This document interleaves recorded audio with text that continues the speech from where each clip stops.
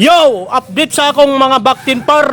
May duwa na lang nabilin par, duwa na lang kay may graduating man ko sa college par na IT karong July. Akong gibilin ang duwa ka bilog par para ana par ba kaon sa July mag-graduate ang akong IT. Ito na lang nabilin par. Lana ang 11 piraso. Baseball na. Bali 22 piraso par ang nahalin sa akong baktin nga 24 piraso. Duwa ang nabilin. Para sa July par, graduating ang akong IT. Muna ang gibinlan akong duha. Ito par, ipakita ko sa inyo para let's go 1, 2,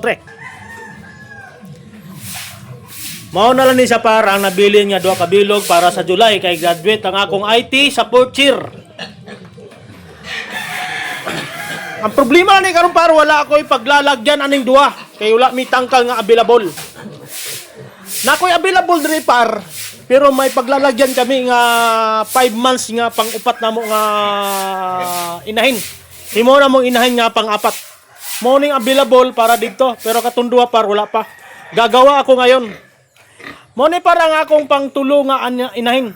Ito para pag Morning ako ang pangtulo nga inahin para duha ka bulan na ni siya nga buros. Kamusta ka na dia, dik-dik? Butan kay ni ako mga baboy par.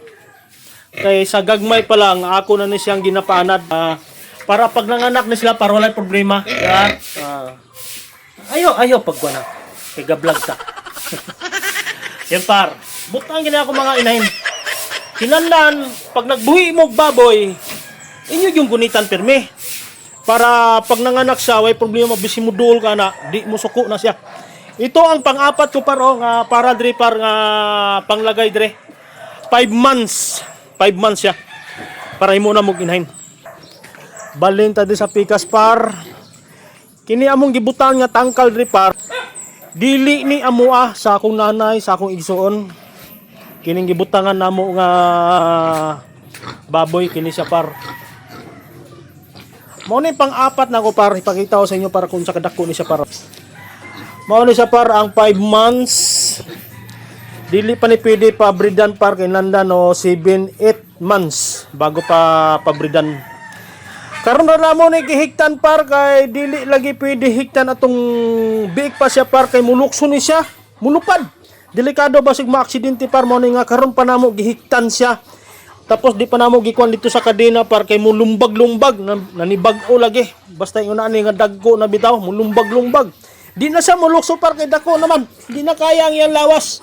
Ana na po kayo ni siya par. Galukso niya to kan pagdabi ka iglas. Par gabi ka anad na siya. Mo nagingon nga pag nagbuhi mo baboy, hinanlan nga gunitan gininyo. Tulog na. Ana na sa par. Gunitan ninyong baba para way problema Bisin ilo pa nimo na siya. Di ba? Ganyang kabuotan ang among baboy par. Okay para maraming salamat sa panonood sa video. See you next time. Mabuhay kayo lahat.